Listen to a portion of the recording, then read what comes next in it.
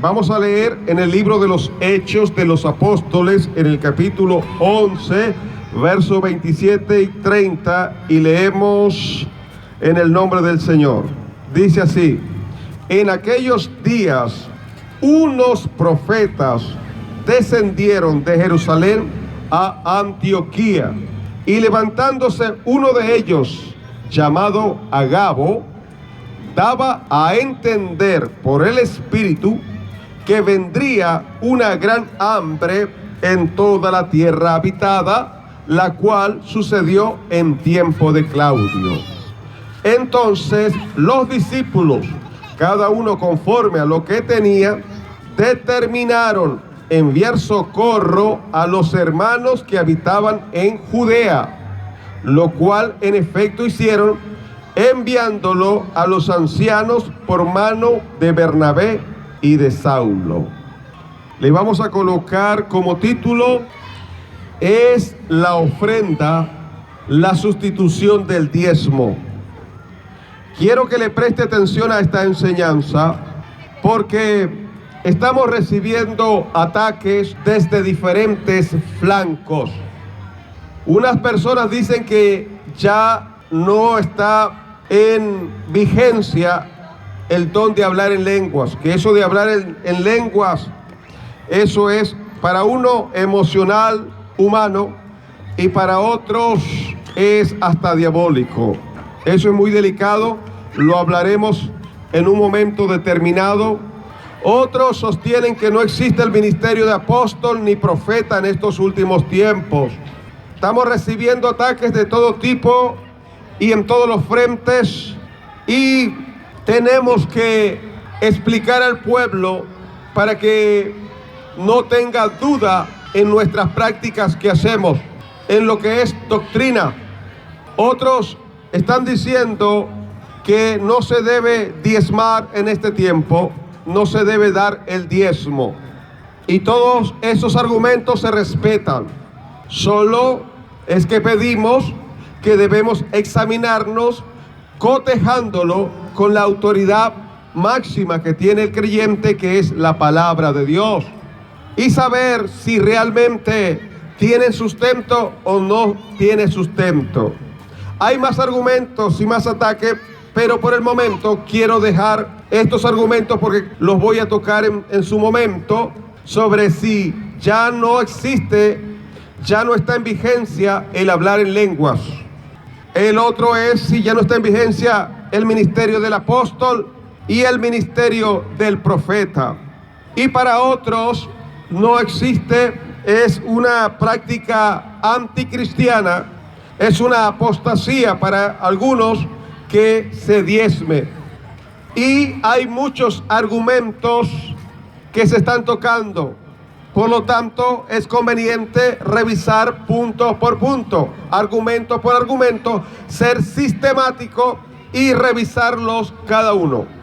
El argumento que hoy voy a tocar es aquel que dicen que no se debe dar el diezmo, sino que ahora el sustituto del diezmo en la época de gracia es la ofrenda, que no se debe diezmar, sino que se debe tan solo ofrendar. Y esa ofrenda queda en el gusto, en la disposición del ofrendador. Según él decide o determina qué ofrendar y cuánto ofrendar. Bien, usé unos versos para comenzar, que fue en el capítulo 11, verso 27 al 30 del libro de los Hechos de los Apóstoles, en la cual vino un profeta llamado Agabo, y el Señor le reveló que venía gran hambre sobre la tierra. Y eso realmente ocurrió en los tiempos del emperador Claudio. El profeta Agabo predijo que venía una gran hambre, producto de una gran sequía sobre la tierra. Los hermanos de Jerusalén, ellos en especial, iban a padecer por este sombrío acontecimiento. Ellos iban a ser los más perjudicados, la iglesia que estaba en Judea. Hay que mencionar que en el momento de la profecía de Agabo todavía no estaba ocurriendo la hambruna, Si fuera así, no hubiera sido profecía. Este evento, la gran sequía, ocurrió en la época del emperador romano Claudio, quien gobernó desde el año 41 hasta el año 54 después de Cristo. Los historiadores romanos, Suetonio y Tácito, lo señalan, lo reseñan, al igual que el historiador judío Josefo. Es decir, que no solamente lo podemos encontrar este evento en la Biblia, sino que en la historia se puede corroborar. Josefo, quien se refiere al mismo tema en 3 ocasiones, haciendo notar que fue sobre todo en tiempos del procurador Tiberio Alejandro, en el año 46 y el año 48, cuando más gravemente el hambre afectó a Palestina, a Judea. Está pues en perfecta armonía con los documentos profanos esa alusión de Lucas al hambre predicha por Agabo, que vino bajo el emperador Claudio. Antes que ocurriera esta gran sequía, los hermanos de Antioquía, iglesia grande, iglesia poderosa, que estaba en Siria, determinaron ayudar a los hermanos que habitaban en Judea, Jerusalén, enviándoles suministro para paliar, atenuar, aminorar esta desgracia. Los fieles de Antioquía, los hermanos de Antioquía, no esperaron a la etapa más crítica para organizar y enviar su colecta, sino que lo habrían hecho antes, en previsión del futuro. Para eso Dios mandó un profeta, y la Biblia dice que no acontecerá nada sin que el Señor primero lo revele a sus siervos, los profetas. Tanto más que, sin duda, tenían noticia de la penuria, del hambre que había en Jerusalén, en especial los hermanos, agravada ahora por las carestías en que se desenvolvían la comunidad de Jerusalén, penuria que seguiría también en el futuro, y obligó a Pablo a organizar frecuentes colectas en su favor. Podemos confrontarlo, o aparece reseñado en la Biblia, en el libro de Romanos, capítulo 15, verso 25 al 27, aparece también en 1 de Corintios, capítulo 16, verso 1 al 3, aparece también en Gálatas, capítulo 2, verso 10, aparece también en 2 de Corintios, capítulo 8, desde el verso 1 al 24, y en 2 de Corintios, capítulo 9, verso 1 al 14, en alusión, en recolectar, en la ofrenda para los hermanos que estaban pasando penuria, hambre en Jerusalén. Ese es el contexto de todos estos versos, estos textos que le he dicho. Todos esos textos que he mencionado son alusivos a las colectas, a las ofrendas hechas para enviar donativos, ayuda a Jerusalén. Esos textos, hago énfasis, se refieren a un hecho circunstancial. Estaban pasando hambre los hermanos de Jerusalén. Ese es el hecho circunstancial, un hecho contingente, un hecho eventual. Supongamos que en algún lugar de la nación ocurre una desgracia y todo el país se duele, se consterna por esta tragedia y resuelven todos los ciudadanos de manera espontánea enviar ayuda a los coterráneos en desgracia. La gente entonces hace colectas y cada quien aporta algo con el fin de ayudar. Otro caso, en una congregación, un hermano, cabeza de hogar, sufre un accidente y a raíz de ello no puede trabajar y no tiene para sostener su hogar ni comprar los medicamentos que necesita para su recuperación. Los hermanos de la congregación, dolidos por este hecho, haciendo honor a lo que dice en 1 Corintios 12, 26, que dice ahí, de manera que si un miembro padece, todos los miembros se duelen con él. Y si un miembro recibe honra, todos los miembros con él se gozan. Los hermanos de la congregación, impelidos por el amor cristiano, hacemos un esfuerzo y ayudamos al hermano hasta que se recupere. Bueno, Esto fue lo que ocurrió con la desgracia ocurrida en Jerusalén, producto de la gran sequía. Ese es el contexto de lo escrito en los versos anteriormente aludidos. Esos versos bíblicos enseñan que eran ofrendas recolectadas para ayudar a los hermanos en Jerusalén. ¿Escuchó bien? ¿Le prestó atención? ¿Para qué se recogían estas ofrendas? Eran para ayudar a los hermanos en desgracia en Jerusalén por la gran sequía. Pero esos versos jamás indican, jamás enseñan, jamás ilustran qué significa o debe interpretarse que es el cómo deben sostenerse las personas llamadas ministerio. ¿Sí me explico? Ese es el error que la gente que está diciendo ahora que la ofrenda es la sustitución del diezmo, están tergiversando, haciendo maniobras hermenéuticas deshonestas para decir que ahora es la ofrenda el sustituto del diezmo. Y uno los puede sorprender. Y la Biblia nos dice que use bien la palabra de verdad para que no seas hallado mentiroso. En ninguno de esos versos indica que ese es el sueldo, el salario que debe recibir una persona llamada ministerio. Esas ofrendas eran específicamente, aclaraban que eran para ayudar a unos hermanos en desgracia, y le han tergiversado esos textos bíblicos para decir que es ahora la forma de ser sustentado el ministerio y que el diezmo no se debe dar. ¿Sí me estoy explicando? Ahora, yo no estoy hablando hoy directamente del diezmo, sino estoy hablando y demostrando, y voy a seguir demostrando, que eso es una deshonestidad. Quien está en duda la honestidad, la integridad, el saber interpretar la Biblia, son aquellas personas que dicen que la ofrenda es el sustituto del diezmo, porque si estamos demostrando que aquí está hablando de una ayuda contingente, circunstancial a Jerusalén, porque había una gran hambre y sequía, y no estaba hablando del sueldo o salario a una persona llamada ministerio, se descubre su deshonestidad. Se descubre que están usando mal la palabra de verdad.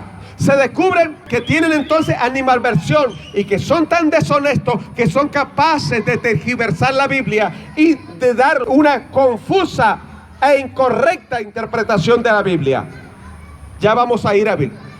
Esos versos bíblicos enseñan que eran ofrendas recolectadas para ayudar a los hermanos en Jerusalén.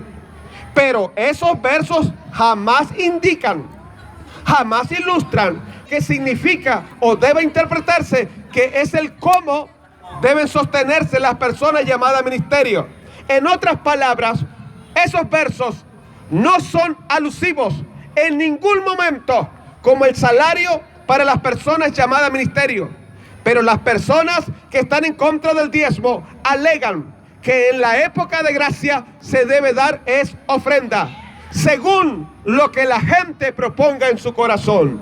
Y conjeturan, presumen que Pablo estaba sumando como mandamiento la ofrenda voluntaria, no algo instituido como lo establece la ley, como el nuevo régimen de salario a las personas llamadas ministerio, cuando en realidad Pablo ni siquiera insinuó en esos versos el sostenimiento de los ministerios. Repito, ¿lo escuchó bien? Cuando en realidad Pablo ni siquiera insinuó en esos versos el sostenimiento de los ministerios, sino, repito, era la ofrenda para ayudar a unos hermanos en desgracia. Observemos algunos argumentos que he visto en la internet de personas que están en contra del diezmo. Y mire los versos que usan para defender que es la ofrenda. Mire, lo dijo un argentino. Este fue su comentario. Él pregunta, ¿cuál es la forma de sostenimiento de la persona llamada ministerio? Él pregunta, ¿cuál es la forma? Cito, dice, porque vos me vas a decir, listo, el diezmo, Entonces nosotros no tenemos que diezmar. ¿Y cómo se sostiene la iglesia? Pues es muy sencillo, dice él, así muy arrogante. Pues es muy sencillo. Lo que pasa es que si la gente realmente leyera la Biblia, a él sí la lee bien. Cosa que no lo hace. O sea, que lo leen por arriba. Se darían cuenta que todo está explicado. Y mira el verso que usa. En 1 Corintios capítulo 6 dice, mire lo que está usando. 1 Corintios capítulo 16. Vamos a ver. Dice y lee, en cuanto a la colecta para los creyentes, o en cuanto a la ofrenda para los creyentes, siguen las instrucciones que di a las iglesias de Galacia. El primer día de la semana, cada uno de ustedes aparte algún dinero conforme a sus ingresos, para que no se tenga que hacer colectas cuando yo vaya. Sencillo, pibe, dice el argentino. Una vez a la semana, uno junta un dinero, según dispuso en su corazón, según la capacidad de sus ingresos. Cuando va el fin de semana a la iglesia, llevas el dinero. Es tan sencillo. Fin de la cita. Ahora otro comentario que encontramos en internet de personas que están en contra de el diezmo y dice que es la ofrenda. Escucha esto, cito Pablo en 2 Corintios 8, 10 al 15. Fíjese, se apoya en 2 Corintios 8, 10 al 15. Vamos a ver, ahora lo vamos a estudiar, si realmente eso está hablando del salario de una persona llamada ministerio, o si era la ofrenda que era recogida para llevar a Jerusalén. Porque si demostramos que era la ofrenda recogida para llevar a Jerusalén, eso demuestra su deshonestidad y su falsa e incorrecta interpretación de la Biblia. ¿Sí me estoy explicando? Y dice acá, Pablo en 2 Corintios capítulo 8, verso 10 al 15 dice, refiriéndose al dinero, aquí va mi consejo sobre lo que les conviene en este asunto. El año pasado ustedes fueron los primeros, no solo en dar, sino también en querer hacerlo. Lleven ahora a feliz término, escucha bien, lleven ahora a feliz término la obra para que, según sus posibilidades, cumplan con lo que de buena gana propusieron. Porque si uno hace de buena voluntad, lo que da es bien recibido según lo que tiene y no según lo que no tiene. No se trata de que otros tengan alivio mientras que ustedes sufren escasez. Es más bien cuestión de igualdad. En las circunstancias actuales, la abundancia de ustedes suplirá lo que ellos necesitan para que a su vez la abundancia de ellos supla lo que ustedes necesitan. Así habrá igualdad como está escrito. Ni el que recogió mucho le sobraba, ni el que recogió poco le faltaba. Y pregunta, ¿qué nos está diciendo Pablo acá? ¿Cómo debemos movernos los cristianos con el dinero? Es muy sencillo. Fin del comentario, fin de la cita de este argentino. Pero él está usando aquí un verso bíblico muy claro que está hablando de la ofrenda a Jerusalén y la tergiversa diciendo que es el sueldo o el salario de personas llamadas ministerio. Eso se demuestra que son falsos maestros, que tergiversan la Biblia a conveniencia, como no le gusta, son capaces de hacer maniobras exegéticas, hermenéuticas para distorsionar la verdad. No tienen la palabra de Dios como autoridad. Ahora yo no estoy defendiendo en este caso el diezmo, sino estoy demostrando que aquí hay un error de interpretación, que aquí están usando mal, que están hablando de una carestía que había en Jerusalén y que los hermanos recogían la ofrenda para enviar a ellos, y que ellos ahora quieren decir que eso significa el salario de la persona llamada ministerio. Vaya, qué aberración. ¿Cómo se pierde el temor de Dios? Ahora voy a hablar lo que dijo Armando Alducín. Armando Alducín es un mexicano. Él le gusta mucho la escatología, cosa que me gusta a mí también, y que tengo programas tanto en el radio como en el canal YouTube. Pero aquí habla que también para él el diezmo dejó de existir. Para él es la ofrenda. Y mire lo que él dice, Armando Alducín. O puede dar más del diezmo, según Armando. Puede dar más o puede dar menos. Y nadie tiene por qué juzgarlo. Porque dice la Biblia, la verdadera perdón, esto no lo dijo Armando Alducín. Esto lo dijo un hombre llamado Edgar Escobar. Él tiene un canal YouTube llamado La Biblia Libre. A mí me gustaría que debatiéramos. Y como yo pido el debate, cuando una persona pide debate, está obligado a comenzar. Yo comienzo. Y él termina. Se la pongo fácil, pues. Se la pongo papayita. Lo voy a invitar, si él quiere, a hacer un debate y sostener lo que él dijo. Lo tengo grabado, ya lo descargué para que no vaya a decir que no lo dijo. Me gustaría que él sostuviera esto y hiciera un debate. Y como yo estoy pidiendo debate, en este caso con él, yo comienzo y él termina. Porque se supone que psicológicamente el que habla de último deja mejor impresión. Mire, yo corro ese riesgo. Y me gustaría que él aceptara el debate. Yo sé que le va a llegar. Vamos a ver si podríamos hacer un debate entre caballeros y en un término académico, donde exista el respeto a la persona, para ver si realmente es una interpretación correcta de la Biblia. Dice así, el amigo Escobar, o puede dar más del diezmo, puede dar más o puede dar menos, y nadie tiene por qué juzgarlo, porque dice la Biblia, dice él que se está apoyando en la Biblia. La verdadera estructura económica de la iglesia está en 2 de Corintios 9:7. ¿Dónde se está apoyando?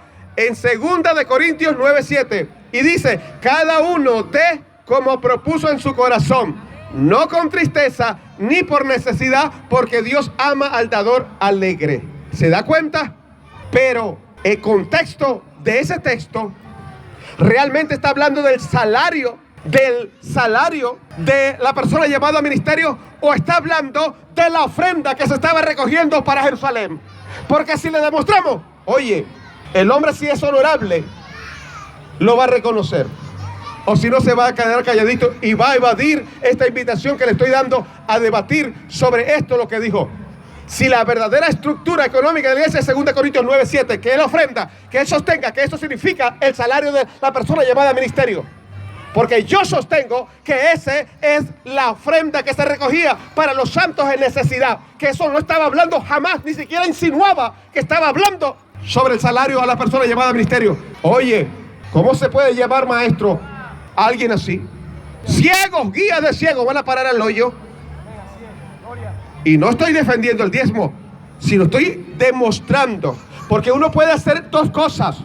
Uno puede argumentar a favor de lo que cree, o puede refutar a la persona que está argumentando. Y si lo logra refutar, ya con eso basta. Y ya vamos a demostrar que aquí estaba hablando Pablo, era de la ofrenda recogida para enviar a los hermanos en necesidad en Jerusalén, en Judea. Y dice, cada uno dé como propuso en su corazón. ¿Cómo se mantenía la iglesia? Y responde con ofrendas voluntarias. La ofrenda es mucho más que el diezmo, dice al amigo Escobar, porque el diezmo tiene una cifra. Y usted da la cifra por obligación, porque le toca, porque no quiere irse al infierno. No. Eso también me gustaría tocarlo. La ofrenda es algo que a usted le nace, brota de su corazón.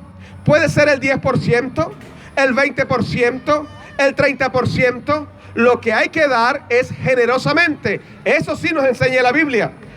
A ser generosos, a no ser tacaños, a ofrendar dando gracias a Dios. Fin del comentario del amigo Edgar Escobar. Ahora lo que dijo Armando Alducín.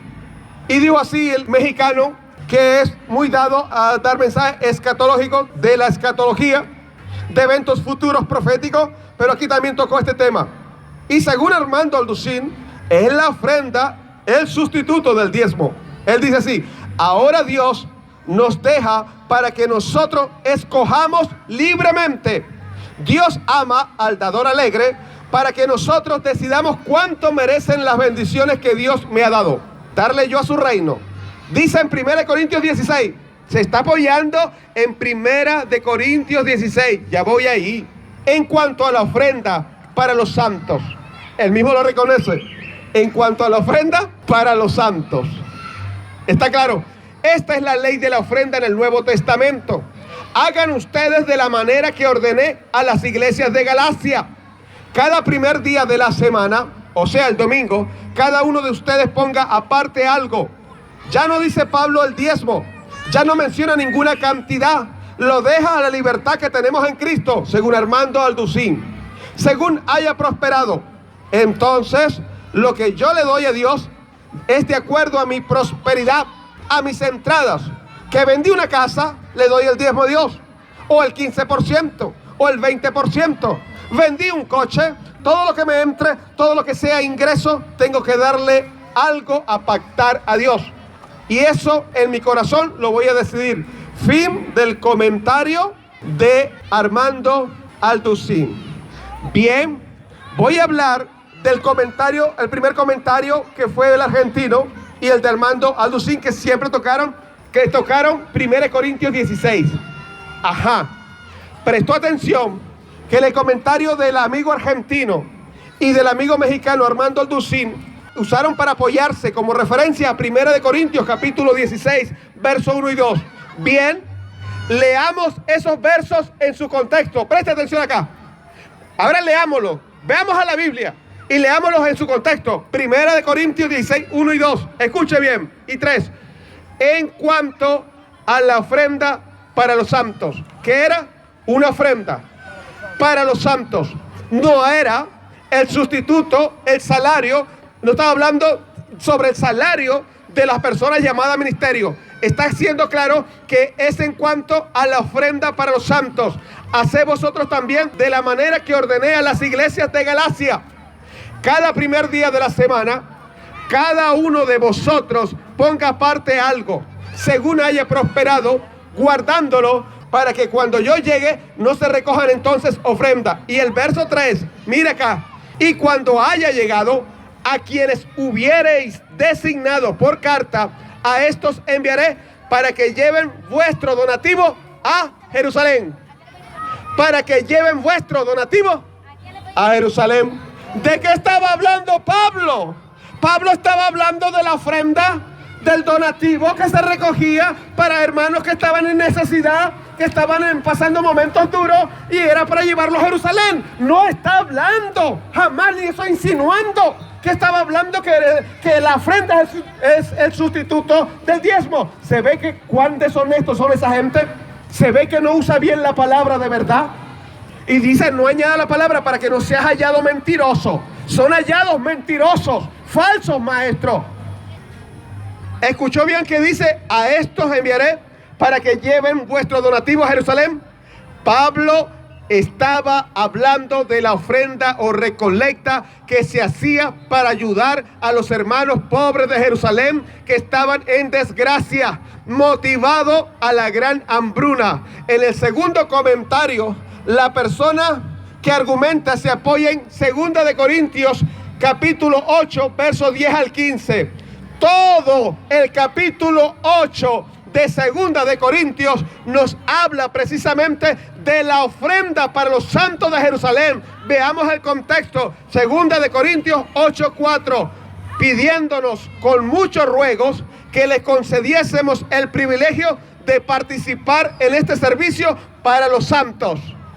Era eso. Estaban pidiendo los corintios participar. ¿Para qué? Para los santos. Y 2 Corintios 8:19, y no solo esto, sino que también fue designado por las iglesias como compañero de nuestra peregrinación para llevar este donativo, que era un donativo, no era el sueldo de las personas llamadas ministerio, que es administrado por nosotros para gloria del Señor mismo y para demostrar vuestra buena voluntad. Y dice, cosa que es necesario e importante reflexionar, en el capítulo 8, verso 10, y en esto doy mi consejo, porque esto os conviene a vosotros, que comenzaste antes, no solo a hacerlo, sino también a quererlo desde el año pasado. Es decir, la iglesia de los Corintios tenía años de fundada, y comenzó apenas, según Pablo, cuando escribió la carta, solo a dar este donativo desde el año pasado. Antes no lo daban. Así que no se podría llamar entonces que era el sustituto, o estaba insinuando el sueldo, el salario de una persona llamada ministerio, sino que era para ayudar a hermanos en desgracia en Jerusalén por la gran hambruna. La iglesia de los Corintios tenía años de fundada, pero en ese momento Pablo hace la referencia que ellos, los corintios, apenas comenzaron a dar la ofrenda para los santos desde el año pasado. Tenían tan solo un año en esa práctica. ¿Qué nos dice tal indicación? Primero, lo obvio, que era una ofrenda por contingencia para ayudar a unos hermanos en necesidad. Y segundo, que no estaba hablando de ningún salario para el sostenimiento de las personas llamadas ministerio. En el comentario 3 Dice la persona que argumenta que la verdadera, este es Edgar Escobar, en su canal YouTube llamado Biblia Libre, dice: la verdadera estructura económica de la iglesia está en 2 Corintios 9:7, que dice: cada uno dé como propuso en su corazón, no con tristeza ni por necesidad, porque Dios ama al dador alegre. Pero este es el contexto de 2 Corintios. Vamos a leer el verso 1 y 2. Cuanto a la administración para los santos, es por demás que yo os escriba, pues conozco vuestra buena voluntad, de la cual yo me glorío entre los de Macedonia, que Acaya está preparada desde el año pasado, y vuestro celo ha estimado a la mayoría. Eso habla de la ofrenda que era recogida para enviar a Jerusalén. Así que mi hermano Edgar Escobar, me gustaría que él sostuviera, que él debatiera y que él sostuviera y que él defendiera y lograra demostrar, según él, la verdadera estructura de la iglesia, 2 Corintios 9:7, que eso significa el salario de la persona llamada ministerio. Creo que va a encontrarse con un gran problema, sin tocar la evidencia de lo que han dicho grandes eruditos, padres apostólicos y la historia sobre esto. No sabe. Es tanto la animadversión. Este es un señor que en muchos temas habla de manera ortodoxa, correcta. Y en muchos temas estoy totalmente de acuerdo. Pero él es un hombre amador de sí mismo. Y como es amador de sí mismo, él agarra lo que le gusta de la Biblia y lo que no le gusta de la Biblia, eso lo rechaza. Él dice que el hablar en lengua ya no existe en este tiempo. Me gustaría también verlo en un debate. Él dice que el ministerio de apóstol no existe. Ya yo he respondido todo eso en mi canal y en la radio. Pero a mí en particular, a mí lo que me interesa es esto. Que él lograra demostrar, según lo que dice 2 Corintios 9:7, que eso significa el salario de la persona llamada ministerio. Y yo veré cuántas evidencias voy a presentar argumentando que eso significa el donativo, las ofrendas que se recogían para enviar a los hermanos en desgracia en Jerusalén. Que había una gran hambruna. Y luego se quedó esa práctica. A mí me gustaría, porque él dice que él le gustaría debatir. Bueno, con mucho gusto, yo estoy a su disposición. Y le doy una facilita, una bombita en béisbol, para que la batee. Yo comienzo y él termina. Yo comienzo y él termina. Así de facilita te la pongo. Los que argumentan que la forma del sustento de las personas llamadas ministerio es por medio de la ofrenda, alegan, se llenan la boca, se ufanan, presumen que ellos tienen la interpretación correcta. Y dicen: no, esto es una herejía, no, esto es una apostasía, eso no se debe hacer. Observe la actitud de esa gente. Amados hermanos, el amigo Edgar Escobar dice en un comentario, cito: también quiero decirles que conozco a profundidad esta doctrina. Hace muchos años estuve en una iglesia pentecostal y me enseñaron en el seminario de la iglesia pentecostal todo lo relacionado con esta doctrina. Pero también he estudiado otras posiciones. Quiero pedirle que usted abra su mente y abra su corazón. No se cierre simplemente diciendo: es que le falta mucho estudiar, usted no sabe nada, vaya y estudie. Y lo comienzan a insultar a uno sin antes escuchar los argumentos. Y puede que usted no esté a favor, o puede ser que usted tenga una opinión distinta. Eso es normal. Durante la historia de la iglesia, muchos han pensado diferentes cosas alrededor de este tema. Así que no tiene nada de raro y nada de extraño que usted y yo opinemos diferente, y no por eso vamos a dejar de ser hermanos. Desde que la posición sea teológicamente sustentable, sostenible y que no violente los principios fundamentales de la Escritura, no tenemos por qué ponernos a pelear. Aquí sí me llama la atención que él dice: desde que la posición sea teológicamente sustentable. Yo quiero que teológicamente él sustente que 2 Corintios 9:7 significa que la ofrenda es el salario en el contexto de la persona llamada ministerio, y no la ofrenda recogida para enviar a los hermanos a Jerusalén. A mí me gustaría, y no será que le falta mucho, le dicen a él. Y vamos a ver si violenta los principios fundamentales de la Escritura, si está saliendo el texto, está aislando el texto del contexto para darle otra interpretación. Si él quiere, ni nos vamos a poner a pelear. A mí nos gustaría conversar, platicar, un debate de respeto, se respete la participación de cada uno, que cada uno argumente y cada uno objete y refute. Sería bueno esto, porque llamar maestro a una persona así es doloroso, es triste, le está haciendo un daño. Es ciego, guía de ciego y van a parar al hoyo. Persona que es tan amador de sí mismo que su punto de vista lo quiere defender a capa y espada, sin importarle que se descubre cuál deshonesto es en la interpretación de la Biblia. Eso da vergüenza, pena ajena. Estoy convencido que los argumentos que emplean para afirmar que el nuevo régimen de salario en la ofrenda está cimentado en una interpretación hermenéutica viciada, lo que en teología se llama eisegesis. ¿Sabe qué es la eisegesis? No exégesis, porque con X, exégesis es una interpretación correcta de un verso bíblico. Exégesis es la interpretación personal, lo que yo interpreto de ella, no lo que la Biblia dice, sino yo le doy una interpretación torcida. Y es lo que están haciendo, eisegesis. Y si se sienten ofendidos, lo lamento mucho. Pero lo que están haciendo no es exégesis, están haciendo eisegesis. Y es delicado. Eisegesis es la interpretación de un texto, usualmente de la Biblia, que demuestra la parcialidad y prejuicios del intérprete y no el significado real del texto. El intérprete que practica esto le inserta ideas al texto que no están expresadas en el mismo. Tenemos una expresión que se ha hecho un cliché, una expresión mecanizada, pero que en la práctica no se toma en cuenta. Es aquella que dice sacar el texto del contexto para hacer un pretexto. Este tema tocado en este mensaje es ejemplo más evidente de textos sacados de contexto. Fíjese que personas que están en contra del diezmo no están de acuerdo que esos textos aludidos significan que es el salario de la persona llamada ministerio. Una persona en la internet que no está de acuerdo con el diezmo, esto dijo, mire, cito, lo que el creyente, lo que sí debe aportar son las ofrendas, dice este señor, y estas deben ser para los creyentes que están en necesidad. ¿Para quién? Mira lo que dice él sí reconoce que son para los creyentes que están en necesidad. Es decir, que eso no está hablando del sueldo o salario de la persona llamada ministerio. No para mantener a los pastores. Veamos el único pasaje que habla de las ofrendas para los cristianos. Dice así, no, hay varios versos, ahí está equivocado.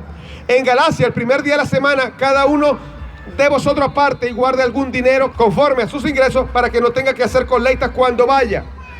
La primera carta a los Corintios, versículos 1 y 2. Con todo lo que se sabe hasta ahora, mi consejo cristiano es que ofrende conforme a su corazón y a sus necesidades propias. Y si quiere ofrendar, hágalo alegremente y no lo haga bajo la figura del diezmo, que lo hará caer de la gracia a la maldición de la ley. Fin de ese comentario.